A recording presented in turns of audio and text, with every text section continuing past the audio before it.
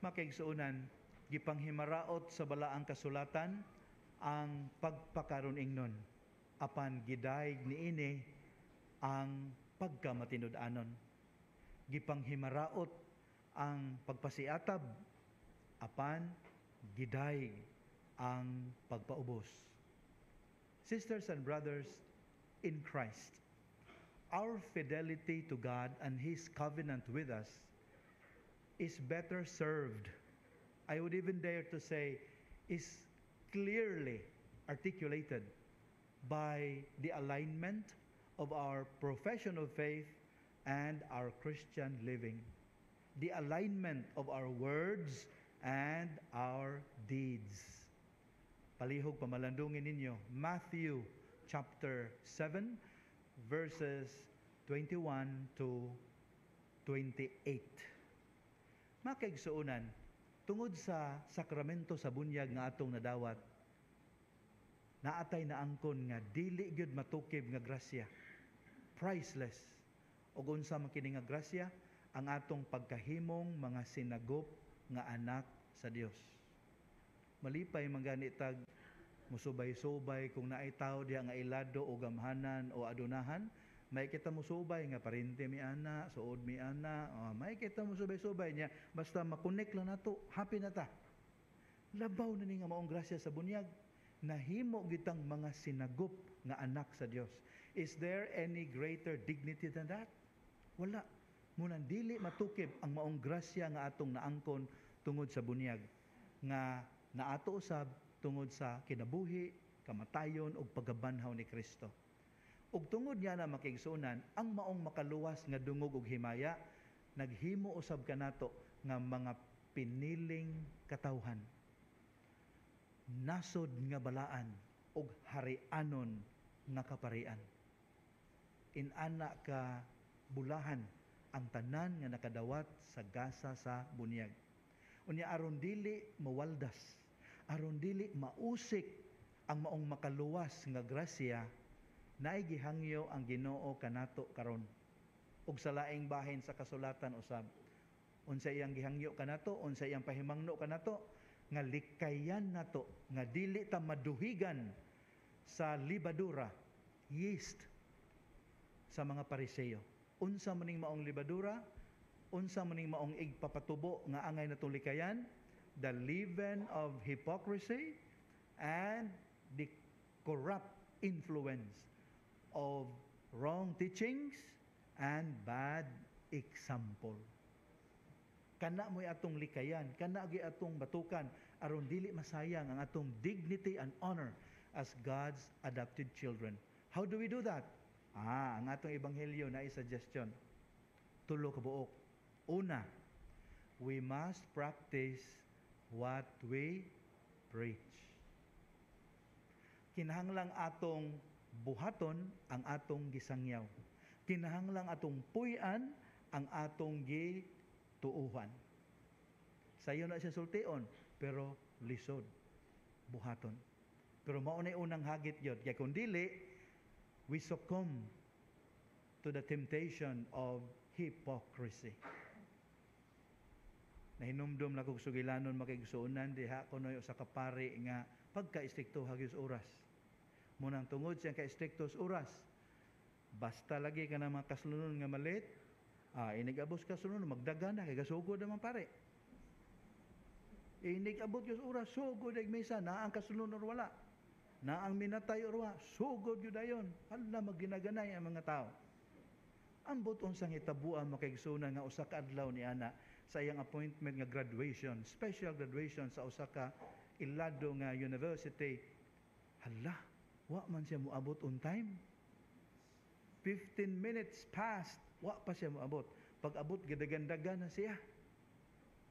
Moto nga ang madre miduol kanya with all respect maingon nga, Father, ato lang adjustan og gamay atong wali, Father Hanya. Ako instructed po lang choir nga naalay mga ipang recite nga portion kay limited mga atong gamit aning gym, Father, kay mahal kayo ang per hour. So hangyo alang ko, Father Hanya, mo adjustan ta gamay kay na late naman ta. Pagkadungog niya sa term nga late, makigsunan, tingkag iyang dunggan. Instead of apologizing, maingon his madre, nga naman star, nagsugod na mong misa? Ang madre sad nga nakadungan tingkag pong dunggan. Ingon po din si awa pa man pads. Pero kung makamisa pa lang ko, 15 minutes ago, nagmisa na mi kay late nagyug kay kang kagwanga ka.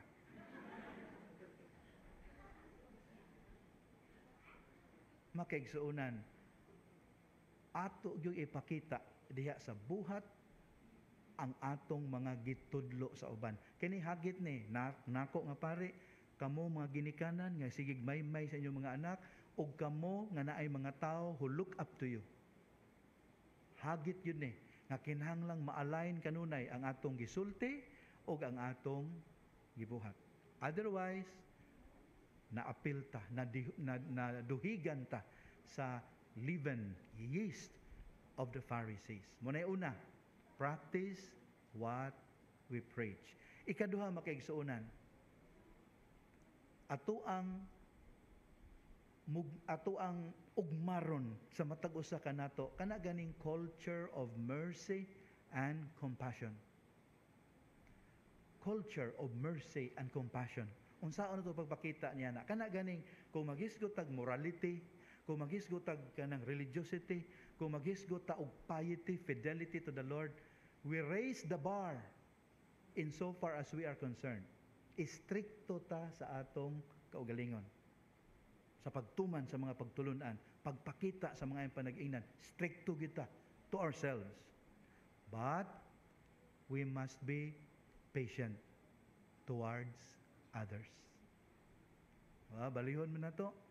We are patient with ourselves and very strict towards others. Mo na gihimos mga Pariseo, mo na mingong Ginoo, naghatag sila palasanon nga bugat, pero sila mismo dili mo tabang pagpasan niini. We should be strict to ourselves, but more understanding, more patient towards others. Kung ato nang mahimo, malikayan gyud nato ang yeast of the Pharisees.